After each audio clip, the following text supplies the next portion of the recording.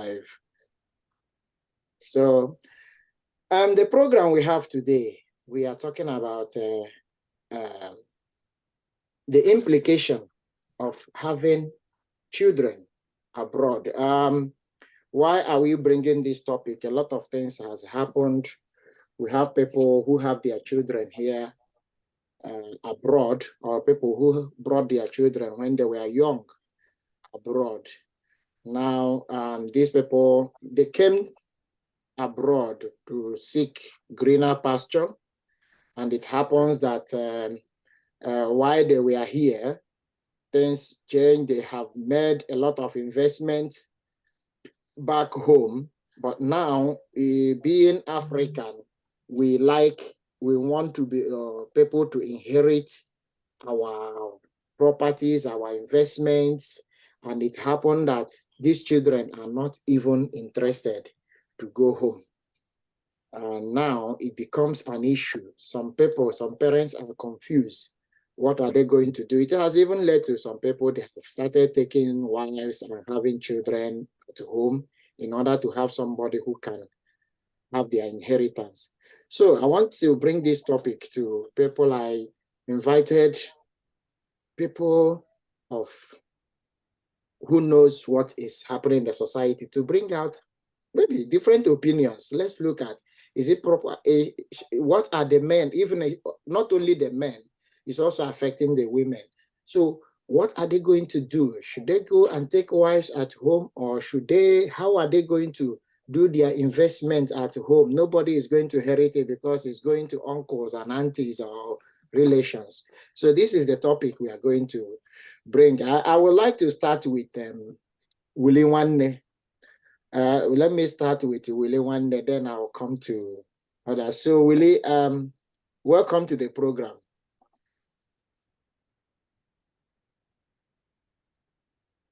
Hello, Willie. Thank you so much, Hope. Yeah, can you hear me?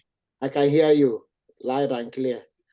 Yeah, thank you so much for bringing up this topic. It's a very important topic that I think every one of us in diaspora should carefully look into the matter as it is hot. If not Nigeria, they say as it. Sorry, go ahead. Hello? Uh-oh, did I lose somebody? Willie, can you hear us? Sorry, these people, I had a call that disrupted me. Okay. Okay.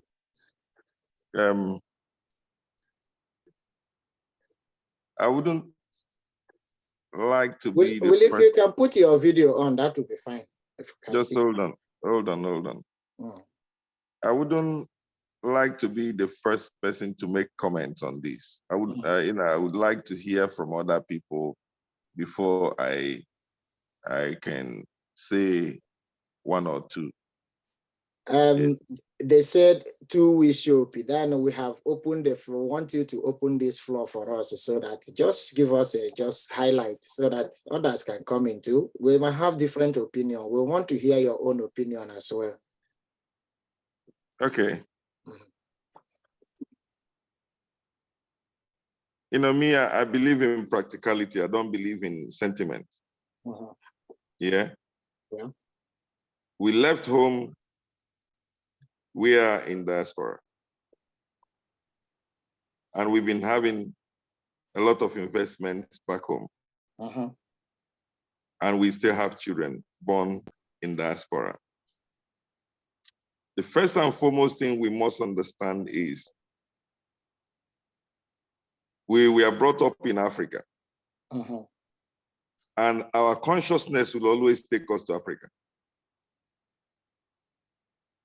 When you sleep, most times you dream about Africa. Because you were born and brought up from Africa. If you expect your children to reason the same way, why they haven't even been there? They were born in the culture that we live in now, which is either you live in America, Australia, or UK, Canada. That's the culture they were born into. You must not expect them to reason the way you do. That being said, as a human being, and the way we were brought up in Africa, we believe that home, there's no place like home. Where we call home is Africa. But because they were born and brought up here, they still call here their home, not Africa. And most of us, if we can tell ourselves the truth, when I was coming here, I had a target. I said, when I hit this amount of money, I'll go back. But I'm still here, going to 20 years now. So I haven't gone back to Africa. My children, then why am I expecting them to go back? While their dad or their parents are still here. Okay. Now, because we have investments in Africa, we need someone to inherit them when we might have gone. As a man, as a woman, it's something that we must. No, I will go back to video later on, not now. Okay. Yeah, because I'm at work. Okay. Yeah. Go ahead. Okay. Now that we have our investments in Africa, we want our children to inherit them. The best thing any one of us can do is either to agree with your partner, your wife, or your husband to move those children back to Africa to spend at least 4 or 5 years in Africa. Maybe when they are 14, so you push them there, they spend like 4 years before they get to 18. While they were there, you make sure that they at least understand the culture, not to put them in school whenever they have their holidays, you bring them back to the UK. No. It must be that after their school time, they send them to the village. They go there, they will understand the culture, the people, we begin to show them the way. And unfortunately, I've seen so many families because, Wilson now, they work everywhere now. The man will say, let's take these children to Africa. The woman will say, no, how can you take them to Africa? So the woman will say, I'm tired of these children. Why can't we take them to Africa? The man will say, who will look after them then? There's so many issues, family issues and many things going on that we may not know.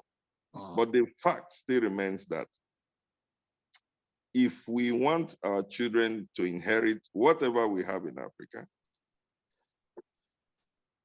we must send them back there. They will not die. We all grew up from there. And we still grew up and came out here.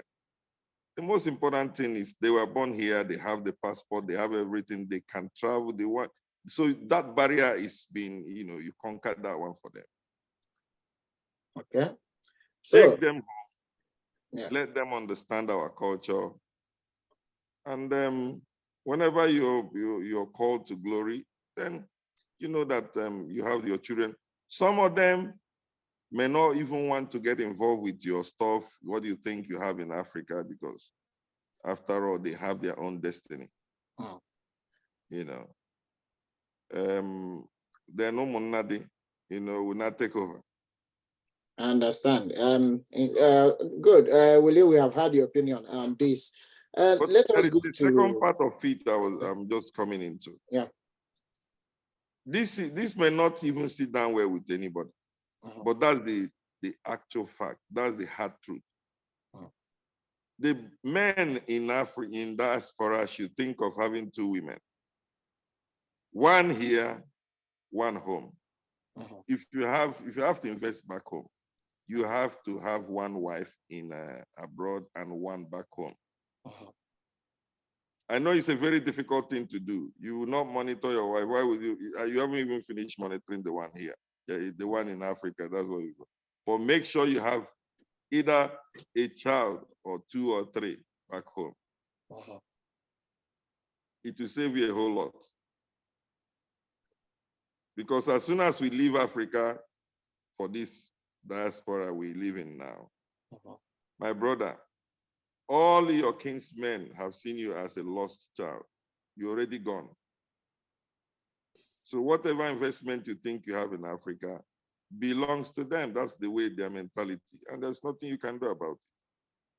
So the best thing is to find a good woman, have that one there, have another family over there, and make sure you treat them equally, both one here and that one at home. Thank you. That's the little I can leave for now. Thank you very much, William. Thank you for your view. We have heard what Willie said on this issue.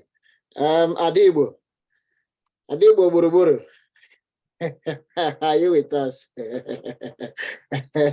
Adibo, I want to come to you now. Adibo. Sorry, I know the time difference in France. What's your time over there? 10:30 p.m.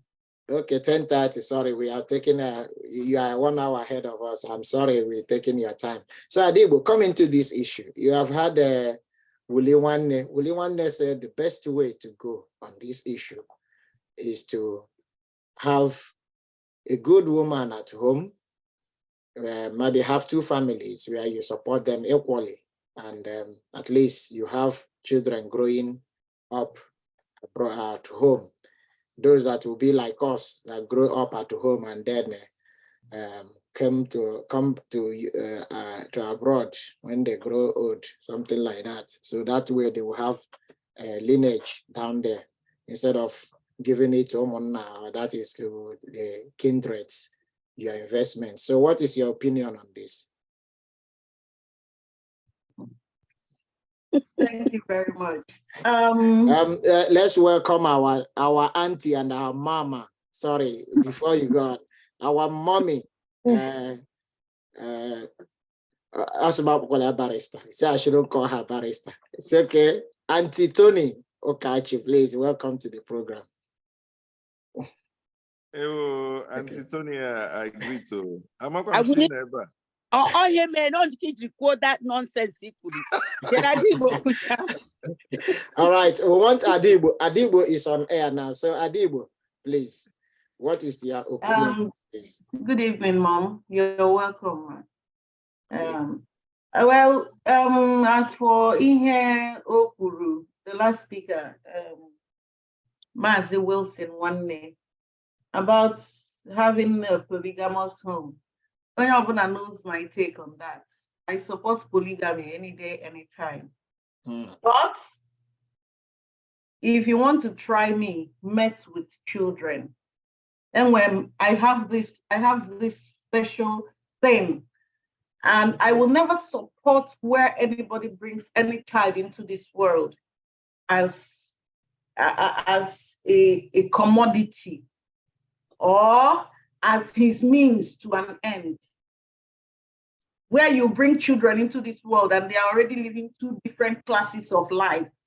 You are keeping one in Nigeria to live in Africa so that they can inherit your investment in Africa and be there. While you have the proper family that you will be living with in advanced country where they will profit everything. And at the end of the day, when you must have left this world, thinking that now you have left the people that will profit whatever you felt that you left behind, without knowing that whatever the thing that you left behind is hatred, rancor, siblings rivalry that would destroy the 2 families that you left here. But that's the problem I have with African man. And that's the difference between us and the white people that were living in their homes. We leave our place because we have messed up that place. We do not want to work on it. We do not want to make it right. Then we run to a place where people have taken pains, sacrifice that they made to ensure that their children, even generations unborn, do not suffer. A parent will be ready to die, stand in front of a bullet to die for his children to continue enjoying the fruit of that sacrifice he made with his life. Juxtaposing it with the man in Africa who will abandon his children and run to a place, start another family, and think that when he starts building house back there in Africa, that everything is good and well. The topic you brought in today for us to discuss is gains of bringing your family abroad and the disadvantages. We all know the gains. The gains are the only reason why we are all abroad. Better life. And when I say better life, better security, better education, better healthcare, better everything, except better food. Yeah, every other thing, except better food. Then we come here, we have our children, and then we release those children into the hands of the system. And then we go with the excuse, these children that are born here. I keep hearing that a lot. You know, all these children that are born here. You ask this man that said all these children that are born here, you ask the child, the son, 20-something years of age, where are you from? Well, my parents are from Nigeria. That's all. You gave birth to them in abroad, and then you expect the Prime Minister of England or the president of wherever you are to come and teach them where they come from, the lineage of their parents. Sometimes I wonder what our ancestors that were taken into slavery will be doing in their graves. Those people were forced by all means so that their identity will be lost on transit. And most of them held onto it so that they can tell stories to their generations. And that's how most of us know some people can even trace where they are from. But today, nobody is forcing a name on you. Nobody is forcing a language on you. Nobody is separating and tearing your family apart. You gave birth to these children. You start by the names we choose. You call him Michael. And then, since your first name is David, he becomes Michael David. And the only information you give him is that he's from Nigeria. He doesn't know what part of Nigeria. He doesn't know where his roots is from. You don't want to equip him with the education, proper education of whom he is. Then you let him wander thinking that he's an Englishman until the reality strikes him in the face. And then they come around and they start crying of racism. But you have a base. It's just that you stripped that child of the knowledge of where they come from. So when you ask me the disadvantage of all this relocation and mass exodus that we are having and we are seeing Igbos having today, and I cry and weep because it's increasing by the day, is that what we get is a lost generation. We are losing. And then Africa has become, our Igboland has become a burial ground. Because all these people that are telling you, I've lived this place for donkey years, I've not gone back home. I mean, I don't even know this. The moment he closes his eyes, they will bring his corpse back to Africa and bury him there. Have you ever seen a progressive burial ground? That is what Africa has turned to, especially Igboland, where we come from. So these are the disadvantages. And we keep digging ourselves deep and deep and deep into that hole. The people that their great ancestors were carried away, stolen, and taken to places are trying to trace their roots back home. But we, that with our own volition, traveled out, now feel that we have all the reasons. These children that are born here.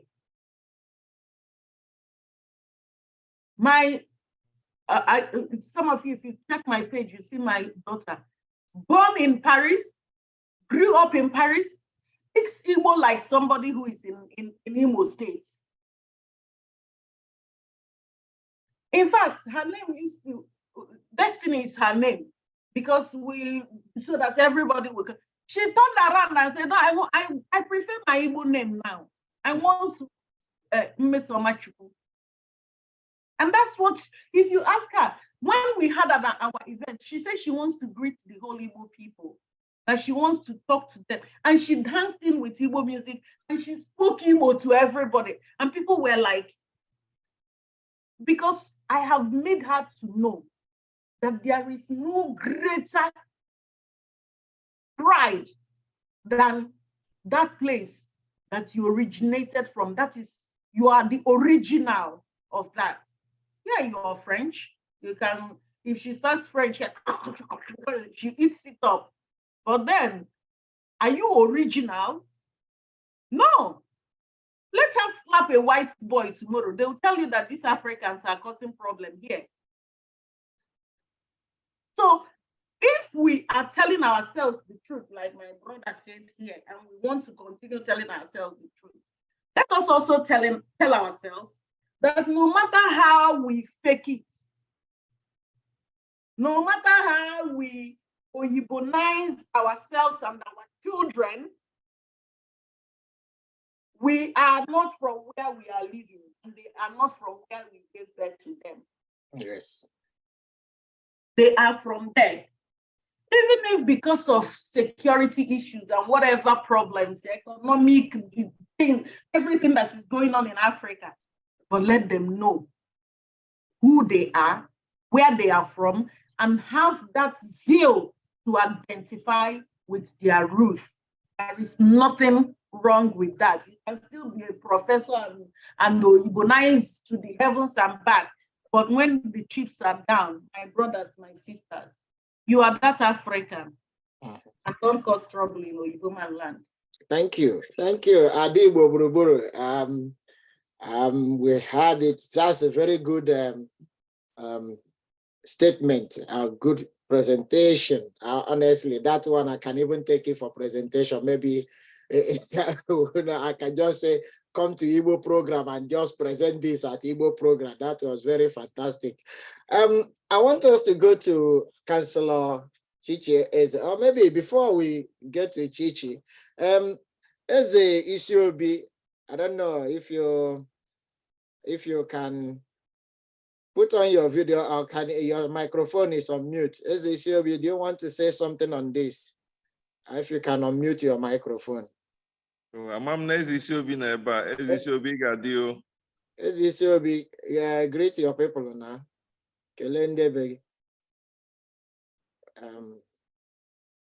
All right, Ezisiobi is on mute. Let me go to Councillor Chichi. Councillor Chichi, can you unmute yourself? Councillor Chichi, you heard what Willie Wanne said, and you heard what Ada Igbo said on this issue.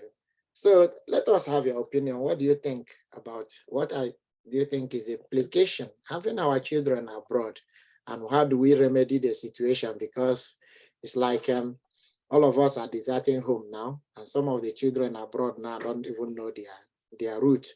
My children, I keep reminding them where they come from. Sometimes I will say, "Come, what's the name of your village?" You know, and they struggle with it. I like it that way. I know they will learn more. So, Councillor Chichi, as I come to you. Thank you very much, Pope. And Tim, welcome. Okay. First of all, I just want to clarify something. You know, when you were talking about taking children home, it just, the responses that were coming up it made it appear as if there is just one parent who gave birth to the children. So I listened to our brother Wilson, and he was talking about how you marry two women. So what about if it is the mother who is making the investment back home? I think we need to start from there to correct ourselves. So we're talking about two parents. And if it was the woman, it could be the man who decides, or maybe both of them put their hands together to make the investment. So we need to be talking in this having sense and discussing about it, about the parents, and not just the man, because it is about, when we talk about the man making the investment, that's when somebody can say it is good you have one woman abroad and then have the other one at home. We're talking about a family unit. So when it comes to investment, I have no problem with people choosing where they want to make their investment. You can make your investment anywhere in the world.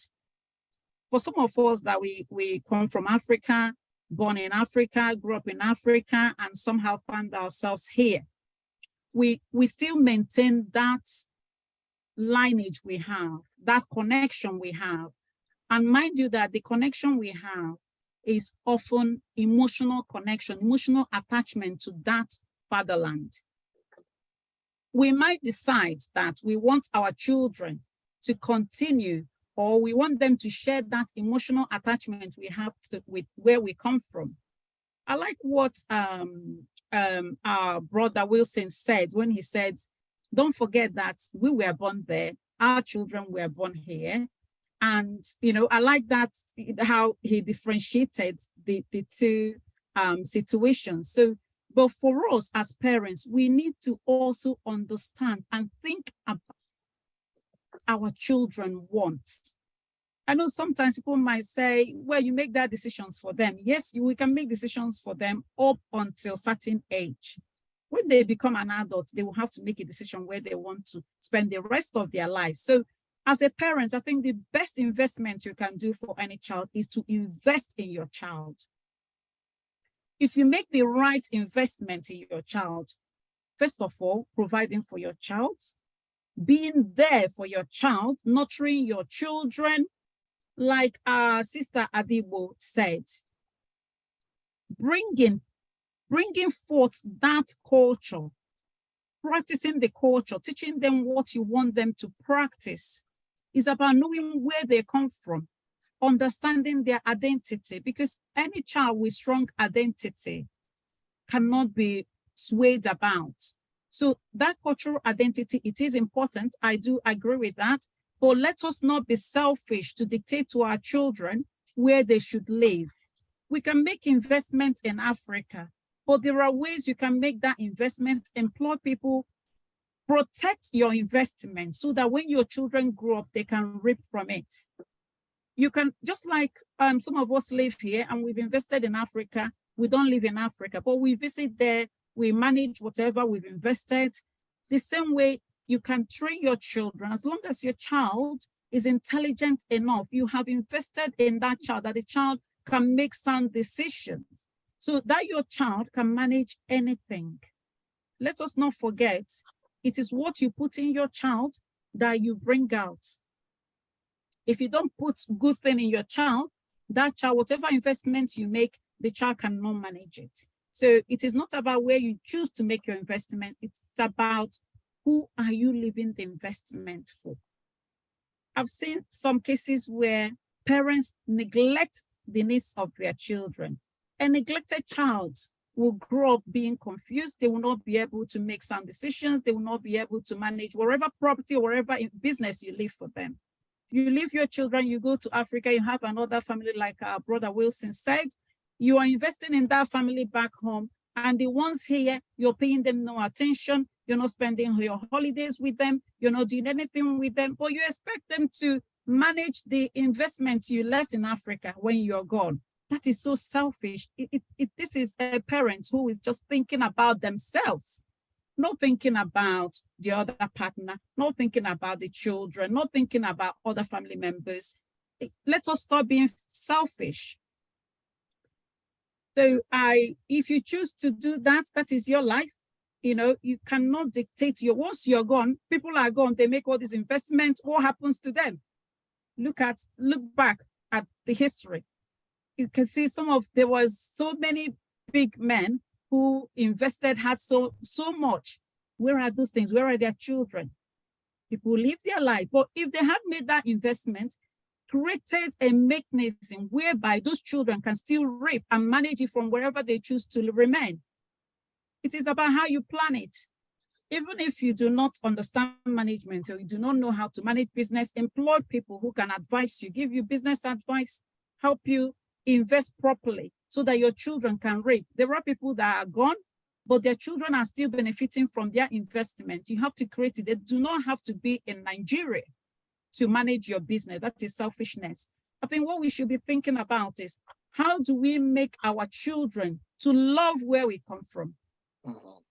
It is that same love we have that is taking us back home.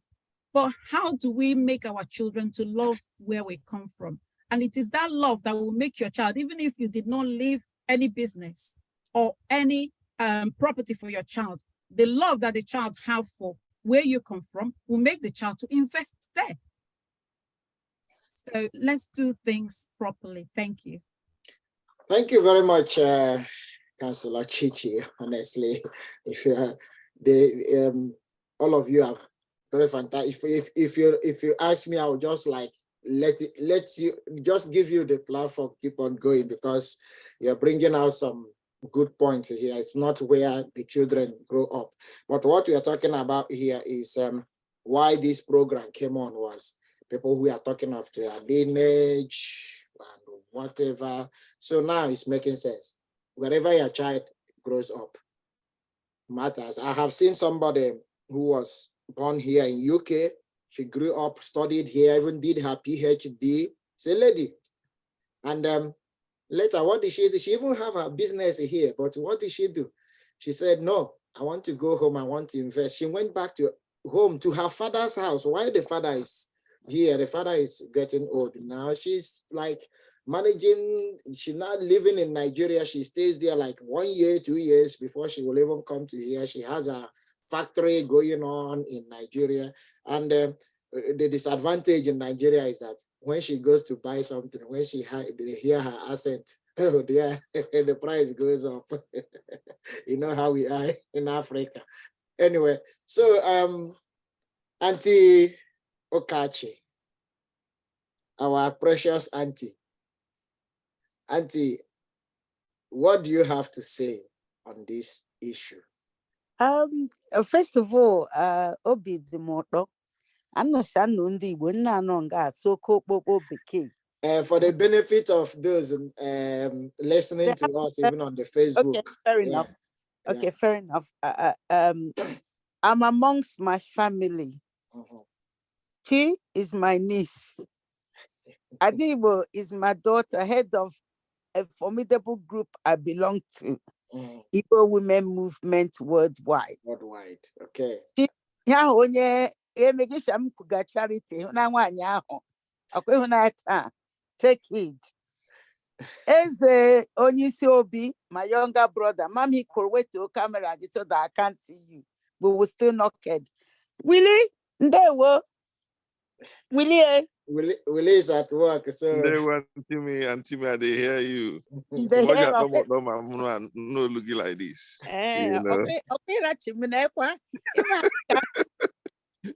You know that I will come for you, but let me be kind and gentle to you. Yes, but I'm going to hear a response. why not? We are still coming to you, Willie. Yeah.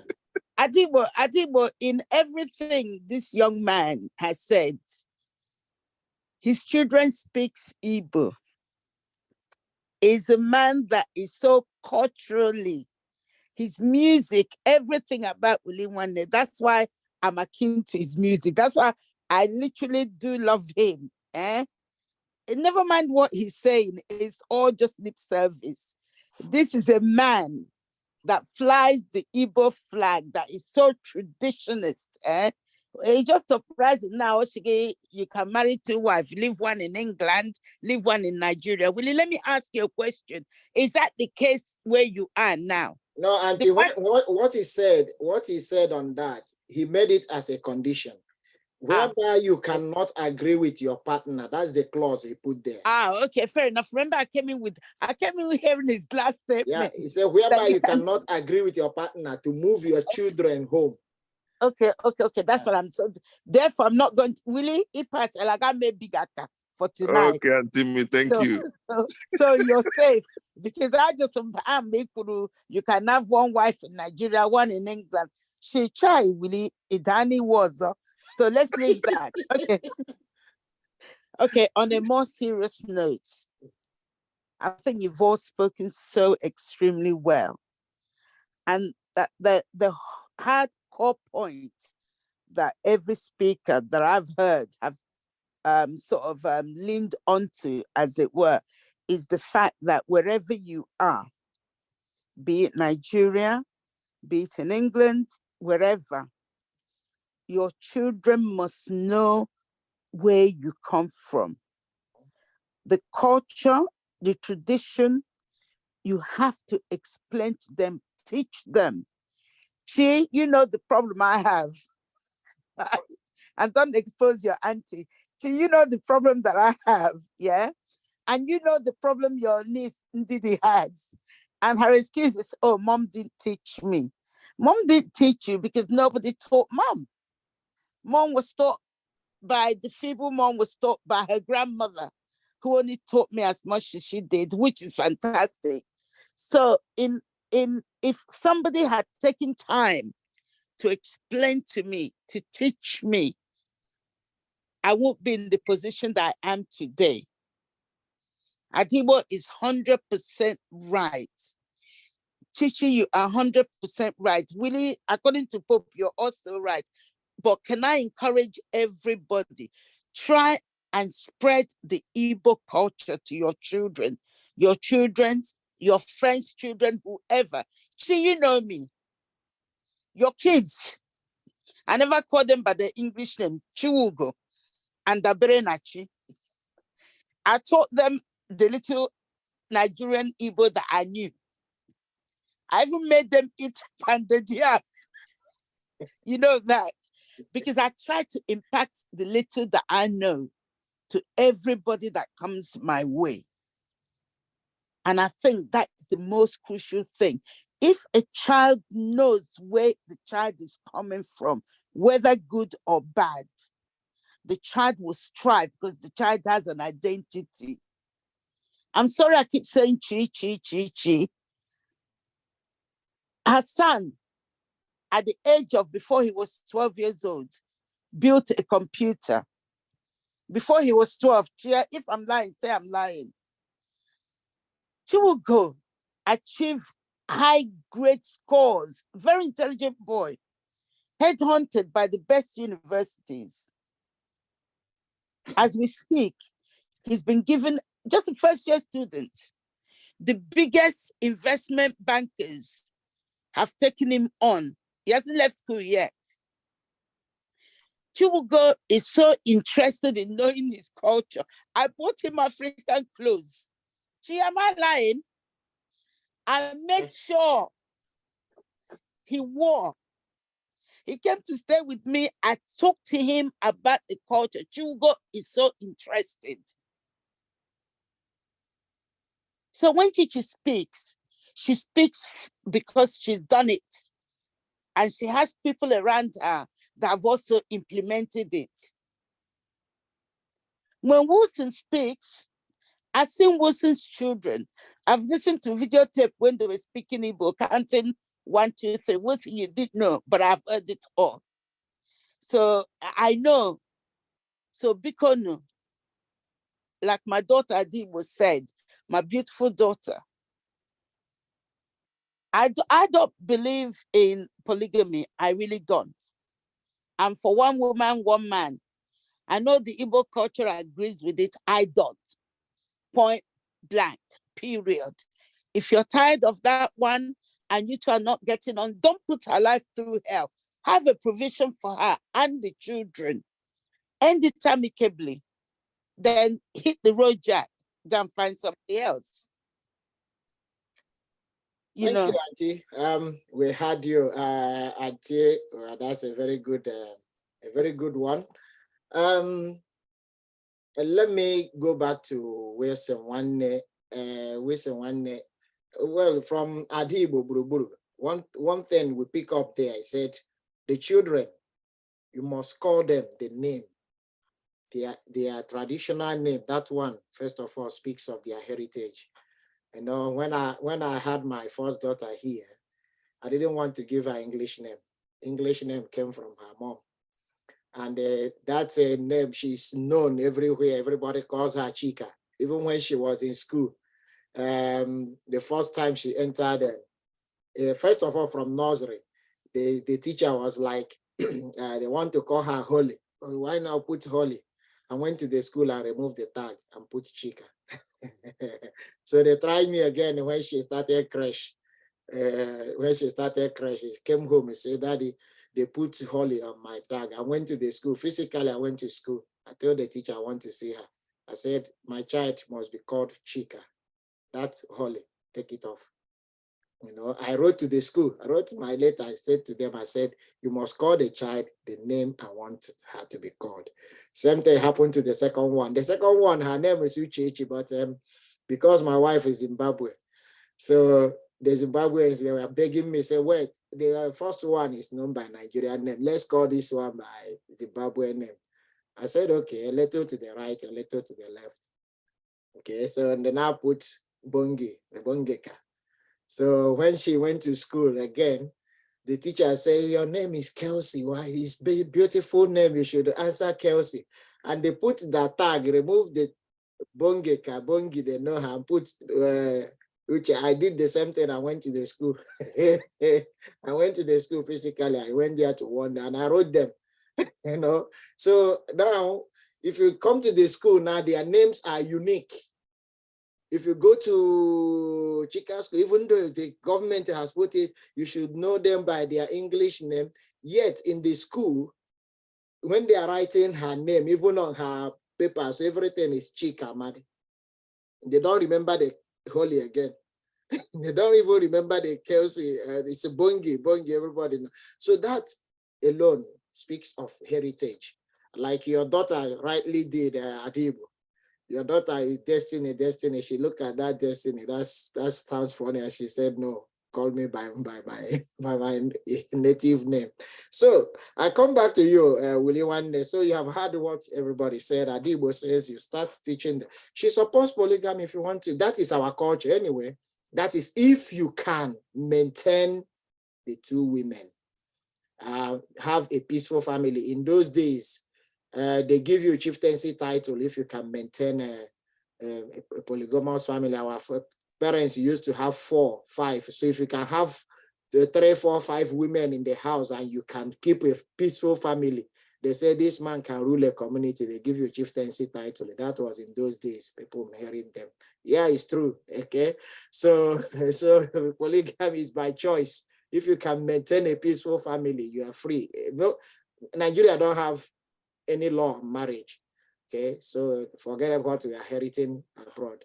Okay, Willie, back to you now. So tell us, what do you want to respond to the presentations? This is SUB still don't want to get off the mute, or maybe he's struggling. We would have loved to hear from him. Willie, back to you. Okay. Thank you, everyone, once again. I think the two Adibo Uruburu, I think he was a bit close to what I was saying, Auntie Tonia. But my sister, beautiful sister, Councillor Chi, you know, there were some things she said, and I think she made valid points. But the truth of the matter is, in this life we live in, we must not think one direction. We must have open mind, leave nature sometimes to take its course. Every one of us, I think I would have said some things in regards to my family But and Titonia had already said that. But I will touch just a little bit. When it comes to culture, Igbo culture, teaching our children our cultural values, heritage, and what makes us who we are, I think I put 100% to myself. I've done a lot. Cultural values, heritage. I can hear myself back. No, go ahead. Okay. Because from age 3, I have four children. All of them were like, 3 were born like in quick succession, 1 year apart, 1 year apart. So when you see my videos on YouTube with them, teaching them Igbo language, even if I tell you my 13-year-old daughter cooks our Igusi and offer her soup now at home, they've joined our Igbo community here, doing their dance, traditional, things within this community. So if it's in that direction, nobody can say, Wilson, you haven't done well bringing up your children, even to a point where they know my village. When you say village, not only knowing the village, my kindred, they know my kindred, they know my kinsmen.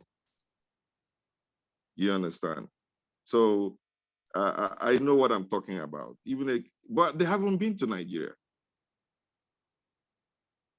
In fact, I was so happy about 2 months ago when my son came to me and asked me, he said, Dad, when are we going to Nigeria? Because I've already put that thing in them to make them love Nigeria even more than this country. I always show them whenever there's this Nigerian movie, I see nice houses, nice views, and I always bring it to them. I say, come. Nah, bia. Then Nigeria, this is Nigeria. Can you believe that? Say, wow, they have massive houses there. So now, So I try to do all those things to make sure I inculcate that Nigerian kind of mentality in them. But when it comes to investment, brother, I've been to so many places in this. I've met so many people through my music career. I've met so many people. And I've had discussions, both men and women. That's why I came to this conclusion. I know when you talked about Pope, I know when you talked about Juliana. Mm-hmm.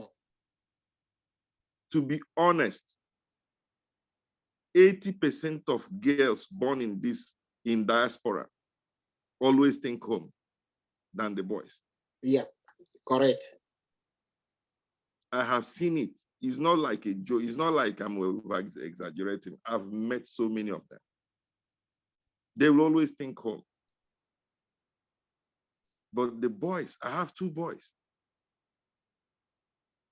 I know, because I know what I tell them every day. Sometimes, most of the things in the Bible, I don't believe, but I take with some things in the Bible. Okay, Moses no na Egypt. Why do you think his mom was telling him, you're not from here, you're from there? Then they would say things and I said, oh, wow, okay. Now this is the reason. You will not be found wanting amongst your kingsmen or amongst you. See, look at, they call us ethnic minorities, isn't it? There's nothing we can do in this life to be Oyibo more than the Oyibo themselves. No way, we can never. So, but when you try to make your children see all these things, they are still young, 16, 15, and 14. They are still young to understand. When I tell them these things, I say, you may not understand it now, but in the future you will. I'm not saying it for you to understand me because my understanding and your own will never be the same. But it will remain in you as you grow up, you begin to know. Remember that, wow, My dad used to tell me this because that's what is happening to me. Even my dad died over 30 years ago, 33 years ago now. But I still remember the things he said when I was still young. But that time I didn't even understand what he was saying. So it happens to every family, every human being. There are things you tell your children, you think they understand, but they never do until when they start growing up. So what am I saying here? When it comes to family, our cultural values, you teach the children born here. I never see my children as they were born here, so to your tent, oh Israel. No. I tried as much as I can to make them understand our culture. If you mess up, I'll tell you, look, well, I'm taking you back to Nigeria. So you stay away from your family for now and see how it feels when you stay away. Like you see that one, we say, okay, Daddy, I'm sorry. I wouldn't do that again. Okay? So we are talking about investment. I happened to meet one man. These things are private issues, but I don't want to say them in the public. But I've seen a lot of people who have investment back home. Old age comes, the children are not interested. Even though we know that there might be some issues when the children were growing up, the parents were not there to nurture them, to show them the way. And you know how this country is. Some children were brought up in what's it called? Child minder. Maybe a Yoruba woman is looking after your child, or a Zimbabwean woman is looking. Who will teach them the culture now? And you come back home, you're tired. You sleep and you wake up, you go back to work the next day. That child will definitely grow up not understanding who he or she is. So when those children grow up, the mama and the papa, they don't make money. They are going to work. They'll be making money, investing here and there, all over the place. My dear, those children will grow up and will never understand anything about you as their parent. So okay. If you eventually invest back home, what happens?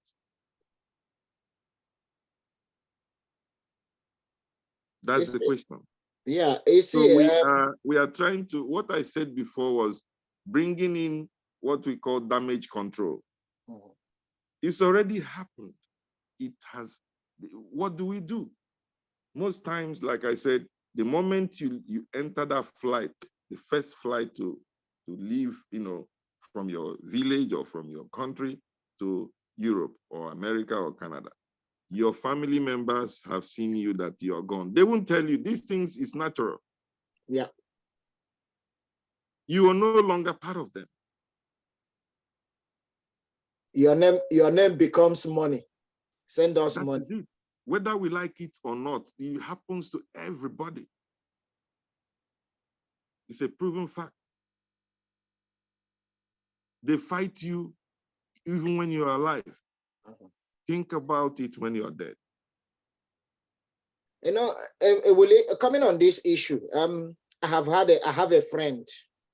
I have a friend who is in the UK struggling to make money. Okay, so not knowing that the family, they have already shared his property.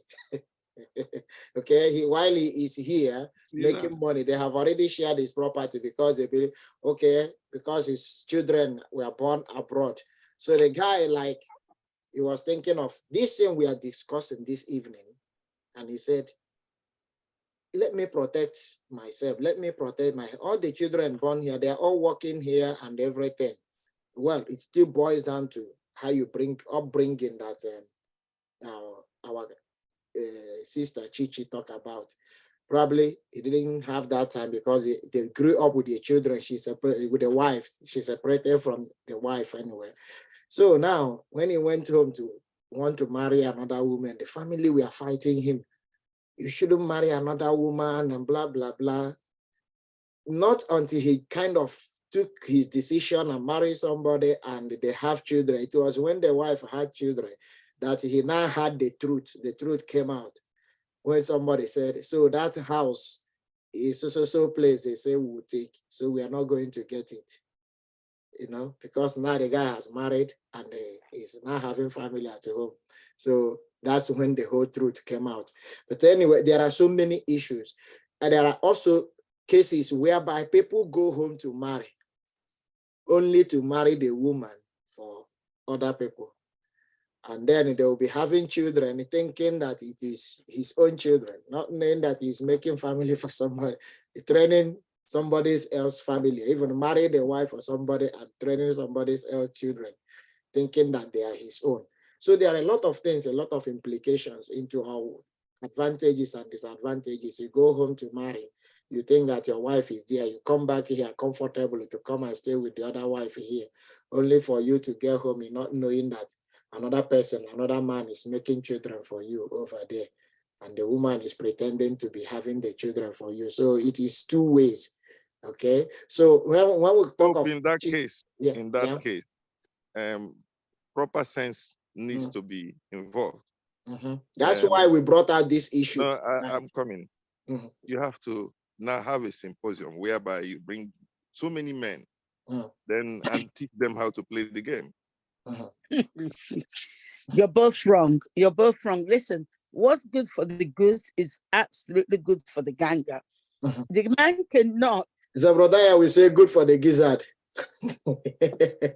Who's Zebediah? Okay, whichever one. The man cannot think he's keeping a wife who's not very much aware that he has another wife in England.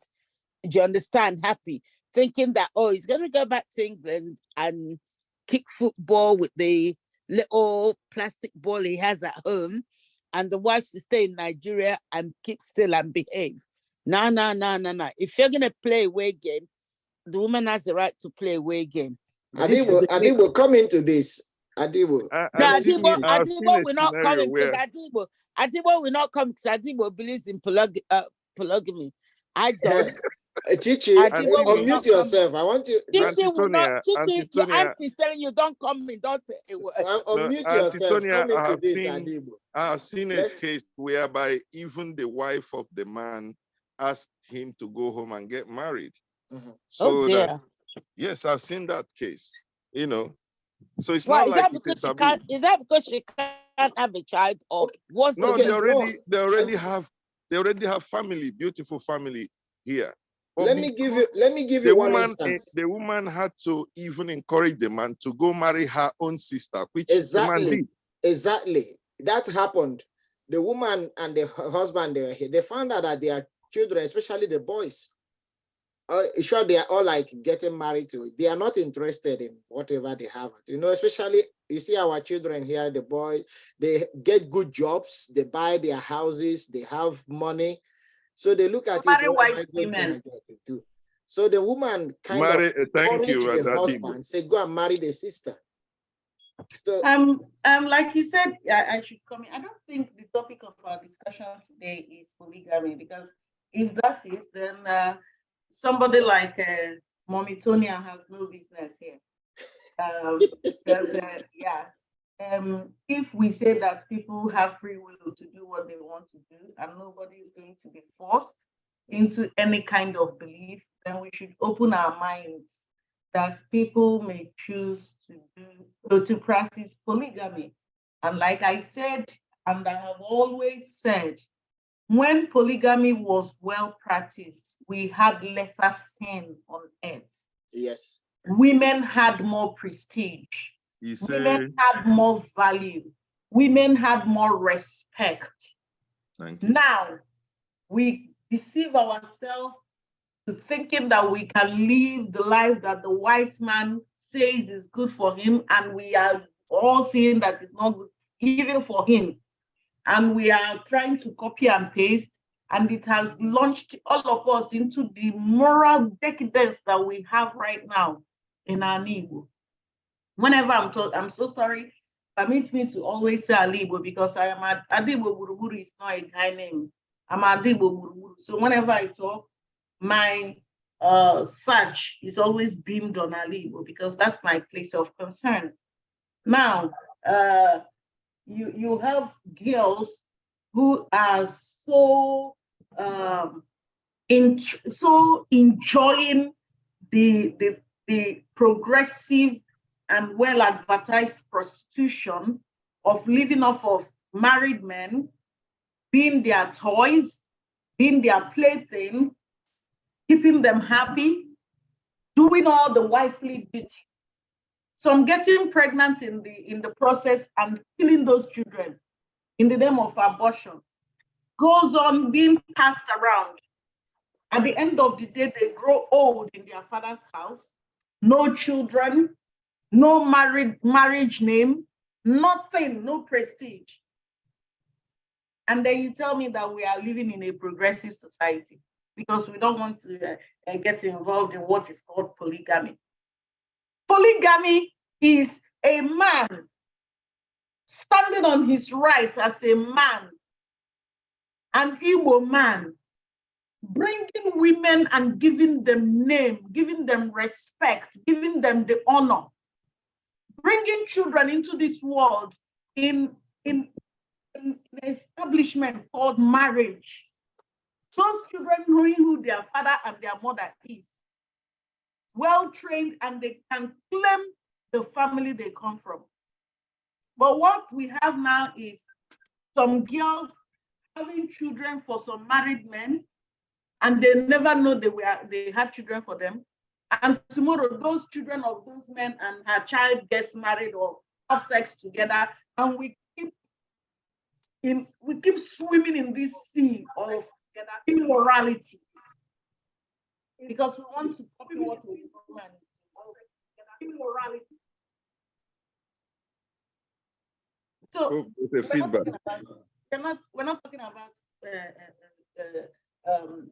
polygamy, yeah. Polygamy. The day we'll talk about it, we'll talk about it. That's a topic for another day. Today we're talking about. I'll be glad to be part of that one. So yeah, I think it's going to be a topic of another day. We're going to make note of it, maybe. Yeah, because but what I want to say is, I want to come into what our sister, I want to pick up from what Councillor here said. She said you can invest anywhere. Investment, business is a universal language. You can invest anywhere and make money. If you check very well, the so-called investments that we highest investment in the Igboland, or no, you can build house. Most of the time, sorry, when you're building those houses, some people are already preparing the poison. You buy landed properties everywhere. Just like both of you, Mazi Wilson and the Pope said, while you're buying and doing all those things, your family, next of kin, they call them next of kin. Even they use the word the loved. They use the word the loved ones. I don't believe in that word, loved ones. So now we all know, we all agree that the moment you leave Nigeria, you become an enemy. There is this one enmity between you here and the people at home. You stop being part of them. It happens in everything. I come on social media to my followers and I tell them, why are we vandalizing our things? Why are we killing ourselves? Why are we doing this? Everything I'm saying is offending them because I am living in a white man's country. Stop putting your mouth in our case for us. Don't talk about if you want to talk about what is happening here, you come back home here and stay with us. So because I live abroad, I should not say things that matter or pertains to my place. Because now I am an outcast. Until they need money to eat food and go to the hospital and take care of their children and pay house rent and pay school fees, then I become their family member. You are just a means to their survival. So, and I've seen people here live. A man will be living in a bedroom, one bedroom, sub-rented from a flat, and they are 4 or 3 living in that one bedroom because he is sending money home. And then he buys the big Jeep, keeps it in Nigeria, goes home, builds a fantastic house, in a year or 2 years, he goes home, spends like max in 2 years for 24 months period. You spend only 3 months in that big house with your big car. Then you come back square root to sitting in a room that is not even up to a room with 3 other men. Eating bread. Some of them go and line up where they serve homeless people to collect the food. But when you go home, you eat, you become a Zabata. All these things are the investment and the fake life we are talking about. Yeah. Where you are, you can invest. Where you are, there is, see, real estate is not, it has no frontier. Sorry, boundary. Oh, but yeah, boundary, frontier, boundary. Yeah. Sorry, my French messes with my English sometimes. No, you are correct. So at the end of the day, you can still do your real estate. Some businesses, if you people want ideas of businesses you can do in a white man country, improve all your life and that of your family. You won't necessarily be dumping money in Africa, hoping that those people there are your fools and caretakers. And if you want to go take care of them, you go home and take care of them. And you must not just invest in. I tried farming in my own land, where I come from, where they married me. I bought lands to do farming. Every time we want to put seedlings in the floor, so many people will come and collect their share. The youths will come, you settle them. The women will come, you settle them. The area will come, you settle them. They will come and collect from each year. Then at the end of the day, when it's harvest time, half of your farm will be done before you're there. People will come and take. When you catch them, they say, you are killing people are you trying to punish people that are hungry just because they want to eat small food? But you can go to your neighboring Ghana, Togo, all these countries, buy land, do your farming. Nobody tampers with it. So there are so many, if it's money we are looking for, if it's investment, our place,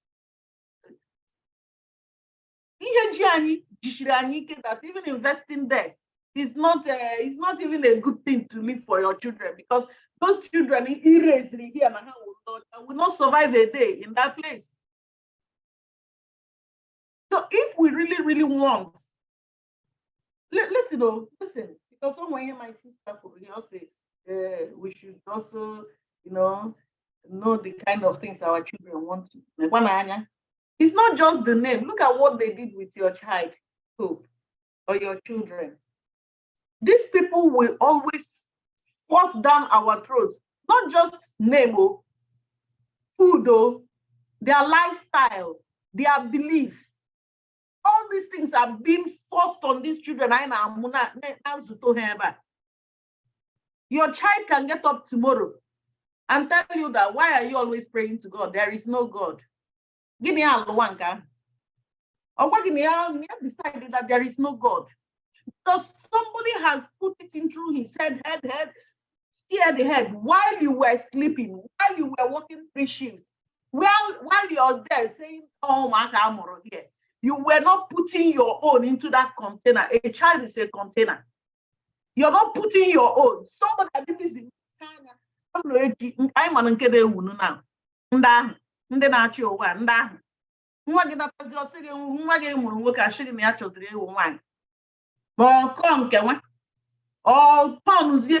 Now in America, I saw they have started signing into law some states where children can be killed if the parent wants to. The man taking care of this child, and I take it, and I over one serious thing. So all these things in the environment we are raising our children. They go, they mix up with all these kind of things, and they come home, and you haven't even told him anything about the right way of ABC, of how it should be. How are they going to grow up all of a sudden, especially our boys, and go and start handling business where life is still to them 100 years behind? Where they are still expected to be men, gallant men. Now they have so much made men. Men are no longer men. Men are girls. Girls. So a man cannot tell his wife, fix me a plate, I'm hungry. Hey, the feminist are water. Exactly. Exactly. If you make statement about Mommy, this is how the culture feminists came in. If you tell your wife, oh babe, tonight me and you on the bed, she like a feminist, she don't know where I'm put in your house. No, there is this language. It is her body. Narcissist. Yes, it is her body. It is her who will decide when sex will be had. We are the chauvinist. You're a toxic man. So they have broken all the backbones of Umuoke. No man in the house again. Relationship with your wife, even a bad business, becomes something else. I have to interject in this because this seems one-sided. Adibo, you know I love you dearly, yes? Listen, it's not all men that really treats their wife with respect. I totally agree that if the man is playing his role as a man, the woman in the house owes him that duty of care to treat him like the king he is. No, Auntie, let me disagree with you a little bit. You say in this. No, you cannot disagree. Let me finish my statement. I'm entitled to my opinion. Listen, a home that has a good captain will always run smoothly. A home where the captain is an abusive man or a man who neglects his children, it will be extremely hard for any woman under that hostility to come and say, oh, my darling husband, what would you like to eat today? Would you like me to make for you a fora and pounded yam? Or would you prefer some caviar and crackers with a bottle of champagne? Which one would you prefer? That's far from her mind. As the man walks in, she's thinking, oh my God, what is it they're going to be like? Who am I going to see? The man I married or the monster he's become? Now, in a situation like that, the woman, you cannot expect that woman to treat him with respect. But in a situation where the man not only respects himself, takes care of what God has placed in his hand, that man will never suffer. Before he comes in, she's opened the front door. She's taking his briefcase, taking his jacket off, bringing the slippers. Because yes, darling. You see, in Europe, before you come in, Adibo, let me answer, Auntie. You see, I have seen some cases. I have seen a lot. There are some men that offer everything they want, but they don't get that attention from their women, especially when it comes to bedroom business. Okay, they don't get that. What you hear is, if I can come in here a little bit, yeah, I think we are digressing. Don't have let me to say. Can I put something straight here? Yeah. You cannot go to your farm and plant corn, then you expect to have mango in return. Yes. I rest my case. You don't need to say anymore. That's it. Yeah, Antitonia, there are still exceptions. I'm in Dagi. Yes. No, I agree with you, but there are some exceptions. There, like Pope was saying, I will use myself as an example. I don't run my family as if I live in the UK. No. My family is Igbo family. Yes. And that is the agreement me and my wife had from day one. Yeah. So if you don't spell out that area from the beginning, my dear, you make, no matter how you try as much as you can as a man, una no agree, there's no agreement. Yes. The woman gonna zonki again a banki. As a man, you say, oh, I have all my effort. This woman is not. But did you talk about it? Did you agree before here, Bido? I'm confused now. Okay. Mona, my wife, I tell you this. Because I'm confused. I'm quite confused now because my parents are both Igbos.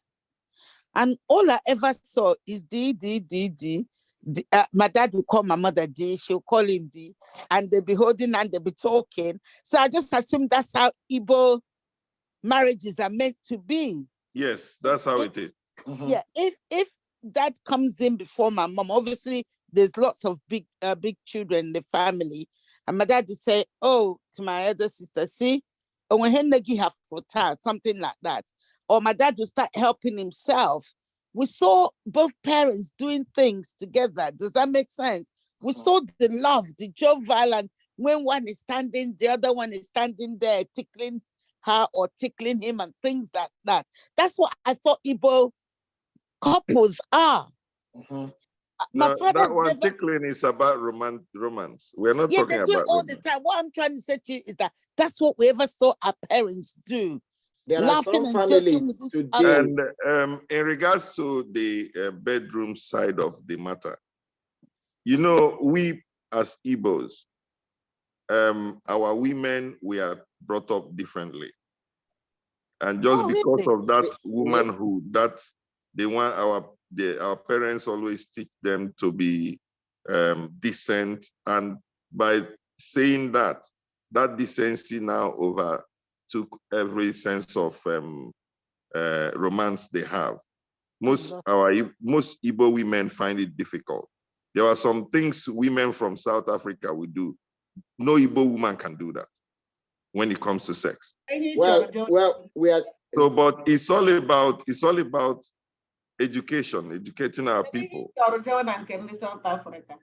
One, you know, I bought on the game now. I bought before, but it shouldn't was there. Shouldn't get Willie, when we come to that, to be honest with you, some women, they are from the same mother, so most whether South Africa or wherever they come. They have the ability, but what I'm talking about is the knowledge, the know-how.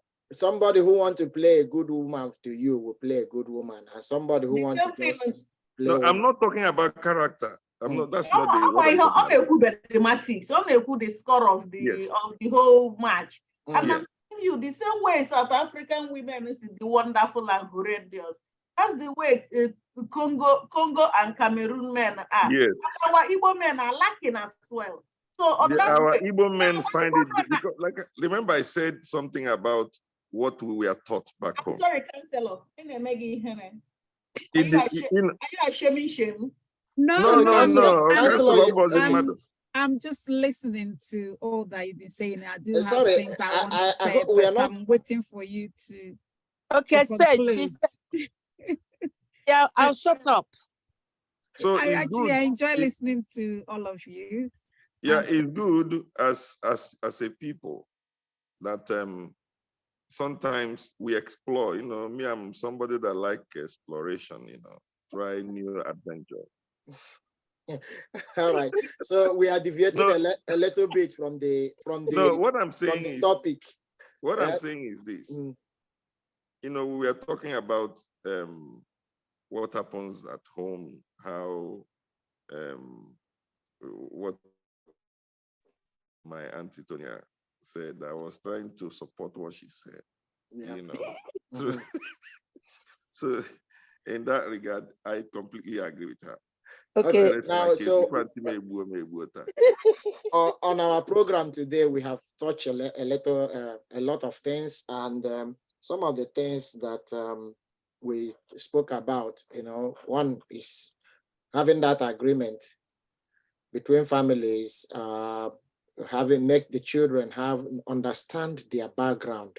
That is very important, understanding their and again, upbringing, just like the counselor mentioned, upbringing, the way you can train them, have a very good upbringing, parental upbringing abroad, and their children Don't say that, oh, the government will not. Let them know where they come from. That's talking about investment. People, we believe we are Africans. You see, you cannot separate us from what we normally call Akurulo. This is the mindset of every Igbo man. When we talk of where we come from, Igbo man believe in whatever you make must get home. It is a shame for me if I travel home now, I will go and live in a hotel, while I should have built a house where I can go and sleep comfortably. So even if it is one room in my house, I prefer to sleep in my house than sleeping in a hotel. That way, you see, staying in the village alone gives me a sense of security. This is where I come from. So passing that to our children, like we mentioned it here, pass it on to your children. Train your child, okay, male or female, let them have a very sound decision, very sound background. Okay, whatever their investments, let them know where they come from. That is very important. So when we're talking about that investment, people running, like Willie said, if you cannot agree with your partner to get these children, go and know where they settle home. You know, I have my brother here, his children, he sent them home for 1 year. When they came back, all of them were speaking Igbo. But the disadvantage is whatever he says in Igbo now, the children will explain to their mom because she's from Europe. And the guy said, wow, I made a mistake, my secret. So let them forget it, because he cannot have secret again. Sometimes when we are discussing, he said, whatever you say now, they will go and explain to their mom. So that's a disadvantage there. So those of us that have made investment at home, yeah, it is very important, like they are saying, we said in this program. That's why we brought it up today. Councillor, do you have anything to add on this issue, on these implications of the investment abroad, at home, and the children not focusing? In short, there are some children, one man in US now, I think this part of the things I brought this, the man has a lot of investment in Nigeria. Even he was planning to even buy a plot, or he wanted to build a factory. And the children called him and said, Papa, all these things you are doing in Nigeria, we are not even going there. We're not going home. So why not buy land here in US so that we'll bury you here? This is where we live. So what do you think? What's your opinion now? What do you think on this, Councillor? Do you have more things to add to this, having listened to everybody? Well, I don't think I have more to add to that topic, but I know we've discussed a lot of things, and I know we talked about polygamy, and I do have a different view. I do not believe in polygamy, but that is not to say I do not respect people's wishes. My opinion on that is, as long as the people you're involved with are happy with it, go ahead. I believe that everybody in this world should enjoy their fundamental human rights, both children, men, women. And to, you know, when we're talking about investments, I'm talking about children, let your child see the way you treat your partner. You know, that goes a long way. It is what the children see when they see the positive aspect of the way you live. They would want to follow what you tell them to do. If you're not living the right way, and then you're telling your child, I would want you to manage this when I'm gone, your child will not do that when you're gone, because you didn't live a good life. They will not believe you. Children know what is good and what is not good. You know, you have this woman there in Nigeria, you have this one here, whether you're open about it. If you're open about it and their mother, whichever the woman is, I don't know whether their mother or their stepmother, they all know and understand themselves, it would work. But sometimes you find out that our men are not open about these things. They have one secret one there and they have the other one there. That to me is deception. If you want to practice polygamy, like our sister Adibo said, you have to be what the Igbo people will call, I believe that you earn your medals. Medals are earned. You cannot just because you were born of that gender, then you are entitled to certain rights. I believe in equal rights. People might not understand why I believe in that. I believe that you want to be treated that way, you have to take that position. I do know how our people regard the men. And also those men have got some duties and responsibilities assigned to them. You want to claim that right, you have to take up that leadership role, be a true leader. And you see that woman, she would be submissive. She will respect and honor you as such. You cannot come to a family where you claim to be a leader. You want your wife to go into the kitchen and cook for you always, but that woman is the one feeding you, bringing the money. She goes to work, brings the money, comes back. You expect her to spend the rest of her time in the kitchen cooking for you after you say she's not submissive. If you want to be that true leader as you want, as the Igbo culture says, you have to be that true leader and practice it and show your children how that is done. So it is leadership by example. That's all I have to say. So when a man is not bringing in so much money, he will lose his respect. Thank because you. The woman is bringing I wanted to ask that question. And let us be very careful. Let us be very, very careful, because we know where we come from. And the Old Testament, God said, I will judge you according to the land of your nativity. Let us be very careful. What we have every time are women who are willing to marry a man so they can escape poverty from their father's house. Women who cannot hold their own, but they have standards of the kind of man they want to marry. Always with a man that has a bakery, if you understand what I mean. Mm-hmm. They want to enter there and eat all the loaves of bread they can.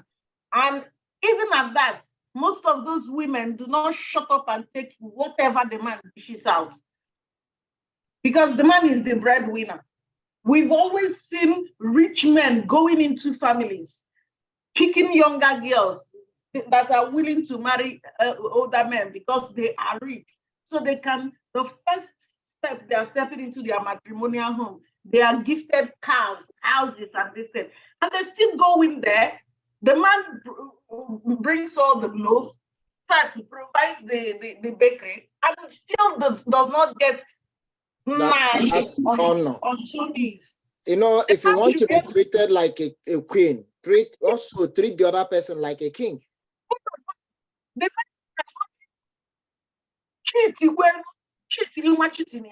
and shut up and take it there, because he is the one providing everything.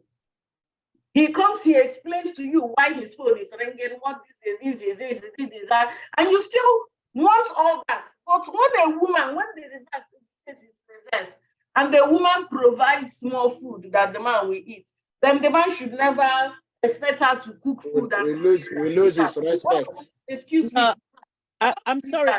I'm sorry. I don't think that's what Councillor Chichi was saying. She was exactly. Let me finish, please. That's not what she was saying. That's what you think. No, that's not what I said. I'm joking. Chichi,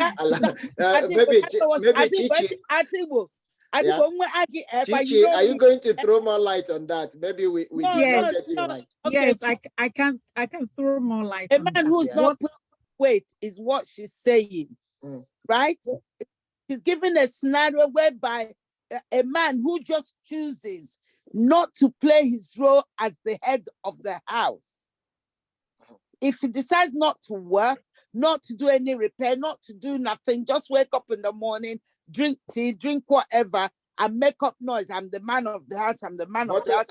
Auntie, whereby we have men who play their role as head of the house, they participate in everything, yet they still don't get that.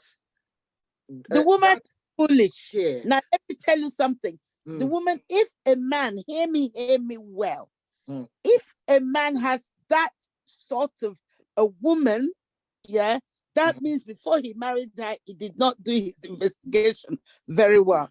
And a man in that, a man in that position, what he should do, he should call, I think somebody was talking something about Omunna, and I've been reading up about Omunna, He should call the girl's family members, the Omunnas or Omunnes, whichever one he chooses, and table the issues that he's having in the house. Whereby, You know, these days, they people marry cannot- from different cultures. People Well, marry from different cultures or whatever. Okay, we are now talking. You are talking about. Pope. Nobody advised you to Genumonia, South Africa or Zimbabwe. Let me explain what I said earlier. Okay, go ahead. What I said earlier is the fact that you are born of a certain gender does not entitle you Yes. to certain things. Mhm. So the fact that you are a man does not entitle you to certain rights, just like some of you, Okay, have now believed, yeah? I understand what Not you're saying. Every right you have And I understand comes with Guruji, a responsibility. With every right you have has responsibility attached to it. So if you claim that right, likewise the women, because you're a woman, doesn't entitle you to just sit at home and claim wherever Adibo said, your husband will have to do this, buy you that. No. If you want to own those rights, you have to play up to it. These are decisions. I do not believe in polygamy. I will not enter into a marriage where there are different people, doing their thing together. And that is me. Meaning that anybody who is practicing that will not come to me. Okay? So we have to all agree. If I want to be the madam of the house, I need to be able to play that role accordingly. And where people are not playing that role, then why are they in that place? You must play your role to the point that your husband will not be thinking of. Okay, two things I want to look at coming to here to respond to what you're saying. One, I know why Adaburuji, jump into that matter, because it was sounding so feministic, when you talk about equal rights. That's that language you don't want to hear. Yes. Thank you. No, the reality here is, whether we like it or not, Oyibo no go deceive us. The women from the time I was born, even from history, Black women had always been at the helm of affairs in every family. Have they? Yes, but because it's like there's a kind of twist that has come in. Now everybody's saying feminism. Women, why are you talking? Look, Pope, if you remember those days, a man goes to a meeting, meeting Omunna, yes, and they agree on certain things. The moment he gets home and discusses with his wife, my brother, the man would change his opinion. Okay, I see what you mean by the woman rules. The woman has always ruled, no matter what. Well, but because how the God macho made man, them. we have that muscle. They can think that the man is the one ruling. Now lie you. They can influence decision. That is a woman who can influence decision is a woman who is very good to the husband. That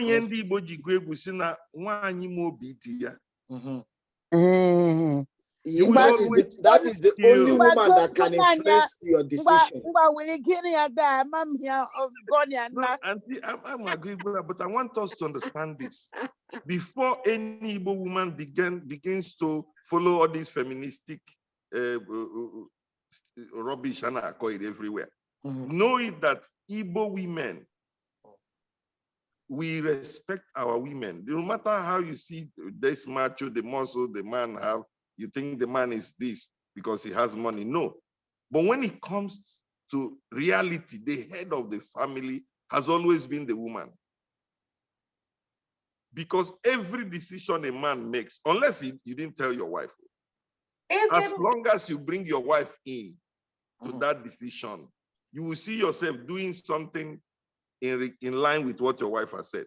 Not because, wife, even as Ada in a family, Ada wields so much power.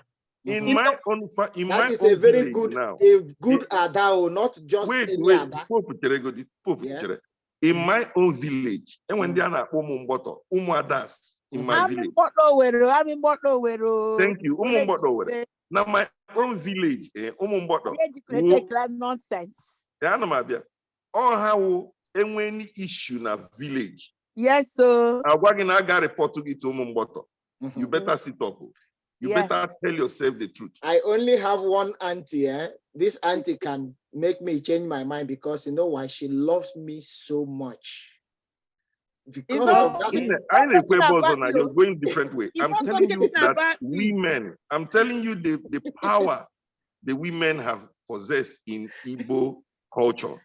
Yeah. But when we come to Europe, they start telling you that women, look, if you talk about equality, even in the House of Parliament, few years ago, they were still talking about pay gap between female and male. And at the same people, where they send you, say, make you go, they talk about equality. Equality. Anyway, so today, why are we have discussed a lot today, and we have trashed the topic that brought us. We are going to leave because the dimension we are going, the area we are going, that's topic for another day. Like I said, we have like 2 topics. I know proper sense. We are coming back next week with a different. Maybe we're going to trash polygamy first before we now talk about women in politics, because women have a lot of influence.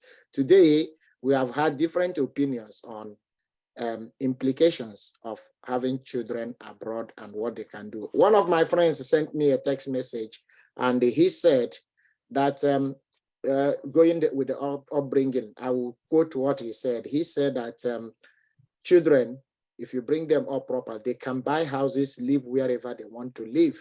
And he cited the example of his own family that chose to live in Lagos.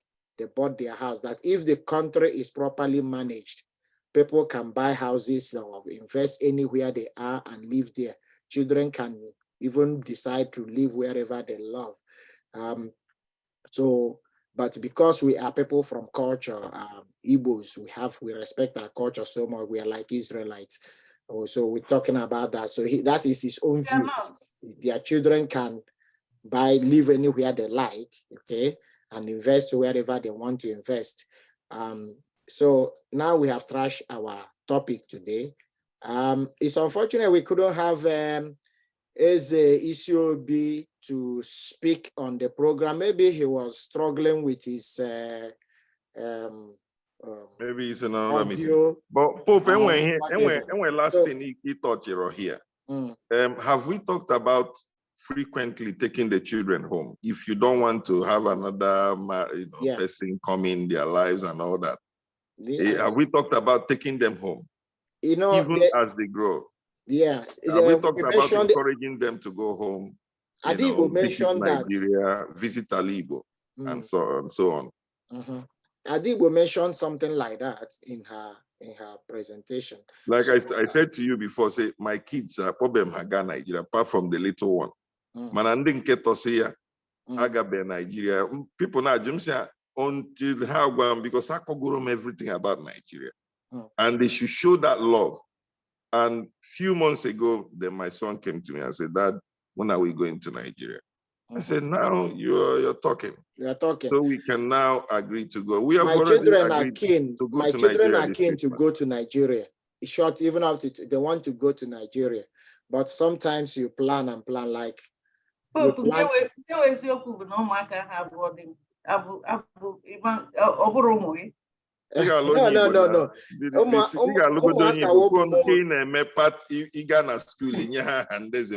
are you talking about? I was just coming to which kind of talk with that?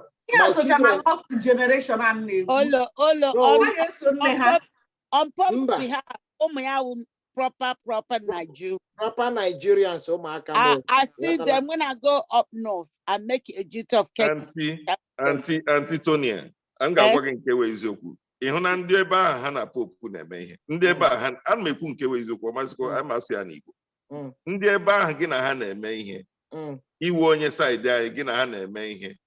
Nwanne iwu onye bịara abịa o. Mmadụ dị n'ụdị gị na ha ma ụmụ 100. Papa mara sha bịara abịa bụ nwaanyị ahụ.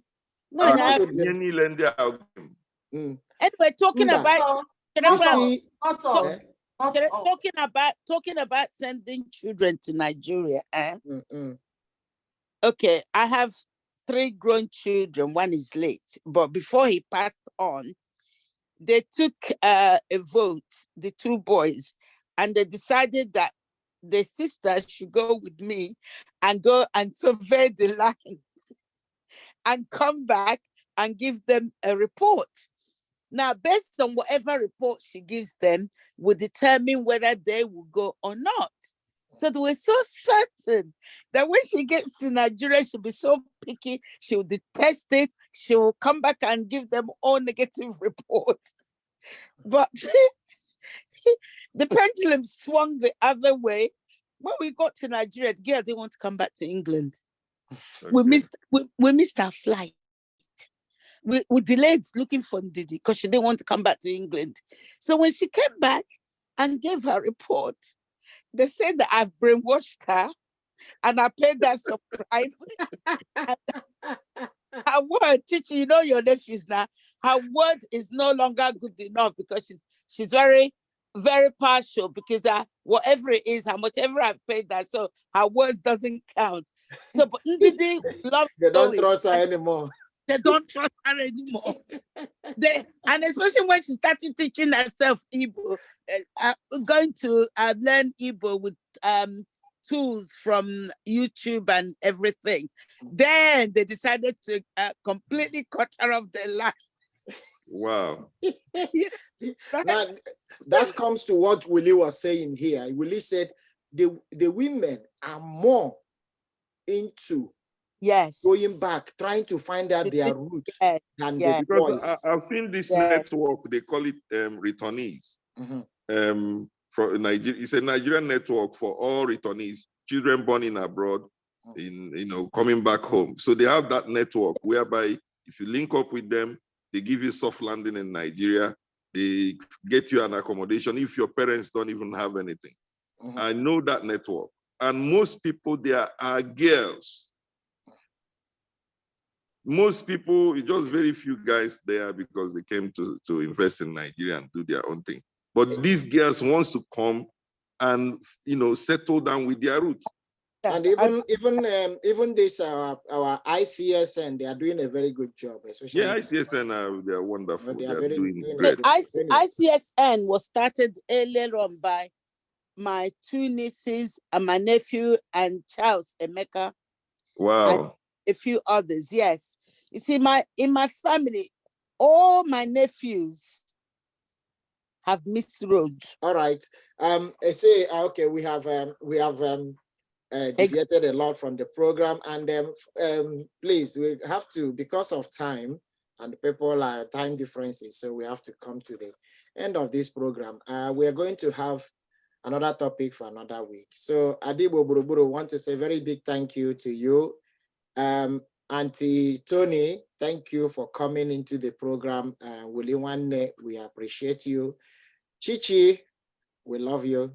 Our counselor, you know we always support you anywhere, any day. Okay, you are precious to us. AZCOB, though we couldn't. Thank you, my counselor. Bless you. Thank you. We want to say thank you very much. One day, Milton Keynes. Milton Keynes. Milton Keynes. It's in Milton Keynes. Oh, yeah. I'll be performing in what's it called, in Colby tomorrow. Okay. So please, thank you very much for coming to Proper Sense, and I would love to see you again in our next program. And we're going to look at next program. Let's put it here. We're going to look into the issue of polygamy in Igboland. So thank you very much for coming. This is how we end the program. Thank you. Have a beautiful evening. Good night, everyone. Okay, bye. Good night.